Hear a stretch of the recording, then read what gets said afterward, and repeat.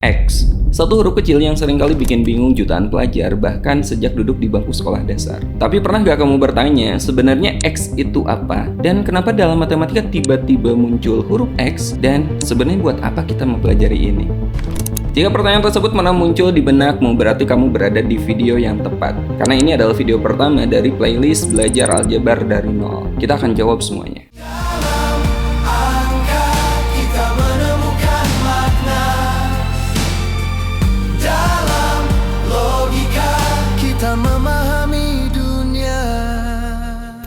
Assalamualaikum warahmatullahi wabarakatuh. Halo semuanya, selamat datang di channel MathLab. Ini adalah video pertama dari playlist Belajar Aljabar secara lengkap. Jadi bagi teman-teman yang baru pertama kali berada di sini, jangan lupa untuk klik tombol subscribe karena kita akan belajar bareng dari nol sampai kalian mahir matematika.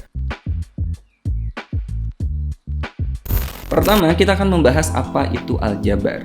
Kata aljabar yang seringkali kita gunakan itu berasal dari kata aljabar, dari bahasa Arab, teman-teman. Kata aljabar ini pertama kali dipopulerkan oleh seorang matematikawan muslim bernama Muhammad Ibnu Musa Al-Khwarizmi, yaitu pada abad ke-9 atau sekitar tahun 820 Masehi, dalam sebuah bukunya yang sangat terkenal yang berjudul Al-Kitab Al-Muhtasar fi Hisab Al-Jabar wal Muqabalah. Jika saya salah membacanya, silakan teman-teman koreksi di kolom komentar ya. Judul buku tersebut kalau kita terjemahkan artinya kurang lebih adalah buku ringkas tentang perhitungan dengan penyempurnaan atau penyeimbangan. Ya, itulah asal-muasal kata aljabar. Lalu arti dari aljabar sendiri apa? Kata aljabar kalau kita terjemahkan artinya kurang lebih pertama, menyatukan kembali. Kedua, bisa diartikan melengkapi sesuatu yang hilang. Dan yang ketiga, bisa diartikan memperbaiki. Dan kalau kita perhatikan dari arti-arti tersebut, itu sama persis dengan apa yang kita lakukan ketika kita menyelesaikan suatu persamaan aljabar saat ini. Nah, jadi secara sederhana, aljabar itu adalah salah satu cabang matematika yang menggunakan simbol atau huruf untuk mewakili suatu nilai yang belum diketahui, teman-teman. Misalnya persamaan ini, atau persamaan ini. Nah, jadi X itu bukan sesuatu yang misterius. X itu hanya suatu tempat kosong yang menunggu untuk diisi oleh suatu nilai. Nah, X ini yang kita sebut sebagai variabel. Pembahasan lebih jauh tentang variabel akan kita bahas di video berikutnya. Oh ya, perlu teman-teman ketahui juga dalam aljabar, variabel itu tidak harus selalu menggunakan X. Bisa menggunakan huruf lain atau bisa juga menggunakan simbol lain. Sekali lagi, tidak selalu X. Jadi X itu hanya salah satunya aja. Ada satu pertanyaan yang seringkali muncul di benak para pelajar. Dan mungkin ini pertanyaan yang sama yang pernah kalian pikirkan. Sebenarnya buat apa sih kita belajar aljabar? Apakah aljabar ini berguna dalam kehidupan nyata? Jujur, ketika kita berada di pasar, gak mungkin kita akan mencari nilai X, teman-teman. Gak mungkin kan kita lagi belanja kita mencari berapa sih nilai X-nya? Gak mungkin. Tapi inti dari aljabar itu bukan tentang X-nya. Inti dari aljabar adalah tentang cara berpikir, teman-teman. Contoh nyata, misalnya seorang programmer sedang menulis kode yang bekerja untuk jutaan data yang berbeda. Itu adalah aljabar. Atau misalnya seorang ekonom sedang memprediksi perubahan harga. Itu juga aljabar. Atau contoh lainnya, seorang insinyur sedang memperhitungkan beban maksimum ketika membangun suatu jembatan. Itu juga aljabar. Jadi intinya, aljabar itu mengajarkan kita untuk membuat aturan umum dari pola yang ada.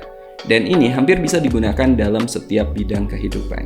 Jadi kalau ditanya apakah aljabar ini penting kita pelajari? Jawabannya sangat penting, teman-teman. Mungkin di antara teman-teman ada yang masih bingung apa sih perbedaan antara aljabar dengan aritmatika. Jika aritmatika itu lebih spesifik, teman-teman, lebih ke kasus tertentu. Misalnya kita akan menghitung 2 tambah 3 sama dengan 5. Sementara aljabar mengajarkan kita menggunakan aturan yang berlaku secara umum. Misalnya A tambah B sama dengan C. Dan ini adalah suatu lompatan yang besar ketika kita masuk ke dalam bidang aljabar. Oke, sekarang kita masuk ke chapter ketiga, bagaimana cara belajar aljabar yang benar. Ini sangat penting sekali, teman-teman, dan ini akan menjadi filosofi di seluruh playlist ini. Ada 2 cara belajar, teman-teman.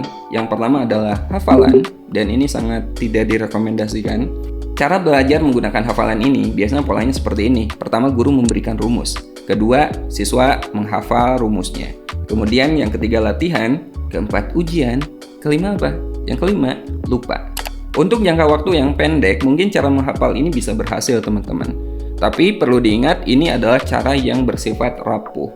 Jadi ketika kalian lupa suatu rumus, udah semuanya berantakan. Misalnya kita tahu ini adalah rumus untuk mencari akar persamaan kuadrat, tapi kalian nggak tahu rumus itu berasal dari mana.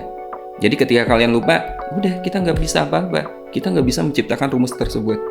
Ayo, sekarang kalian jujur. Kalian pakai cara menghafal atau mencari rumus tersebut? Nah, cara belajar yang kedua adalah pemahaman. Dan ini yang akan kita gunakan di channel ini, teman-teman. Pola yang akan kita gunakan dalam cara belajar ini, pertama, pahami dari mana rumus itu berasal. Yang kedua, pahami kapan dan mengapa rumus itu digunakan.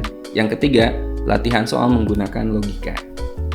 Cara ini mungkin akan berat di awal, tapi hasilnya akan nempel di kepala kita, teman-teman. Coba kalian bayangkan, belajar aljabar ini seperti membangun sebuah rumah. Kalau pondasinya kuat, kita mau bangun lantai 2, lantai 3 itu gak ada masalah, karena pondasinya sudah sangat kuat. Tapi kalau pondasinya rapuh, mau setinggi apapun, rumah tersebut akan retak, akan hancur, teman-teman. Nah, playlist ini dirancang untuk membangun pondasi yang kuat dulu, baru kita lanjut ke level berikutnya. Jadi pastikan kalau kalian belajar menggunakan playlist ini di channel ini, pastikan kalian belajar secara bertahap, jangan loncat-loncat, karena setiap materi itu saling mendukung materi berikutnya.